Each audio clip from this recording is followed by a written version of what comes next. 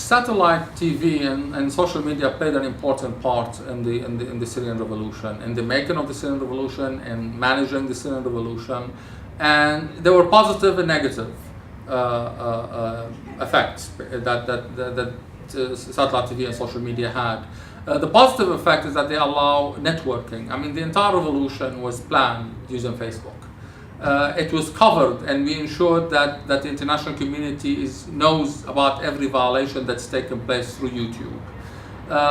Twitter help us spread knowledge to a wider section of the population all over the world, of decision makers all over the world. Without these kind of technologies, I really don't see that we would have known as much about what's happening inside Syria. I think the blockade established by the Assad on information in Syria would have succeeded.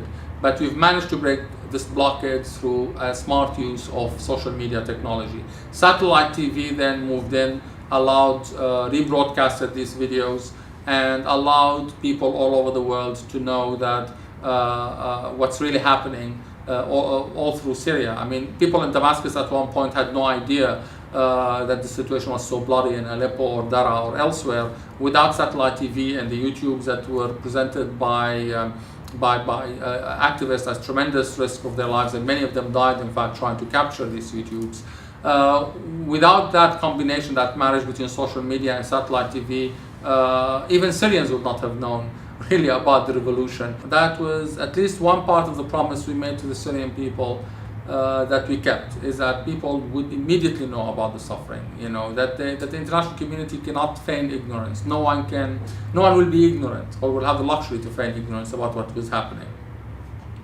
That was really social media and satellite TV helped us with this.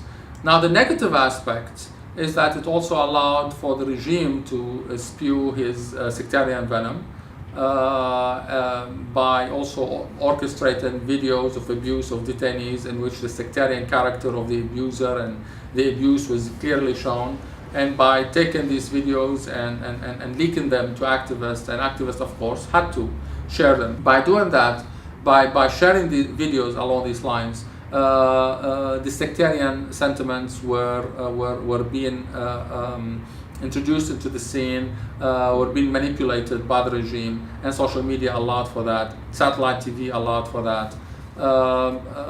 The misinformation campaigns that occasionally takes place also allow, you know, there was no time to sometimes do fact checking, so some lies can be always filtered through or infused through the campaigns that you are waging as activists. And that undermines sometimes the credibility of some of the reports that we were trying to do. So you can see, therefore, there was the marriage of satellite TV and social media have had a good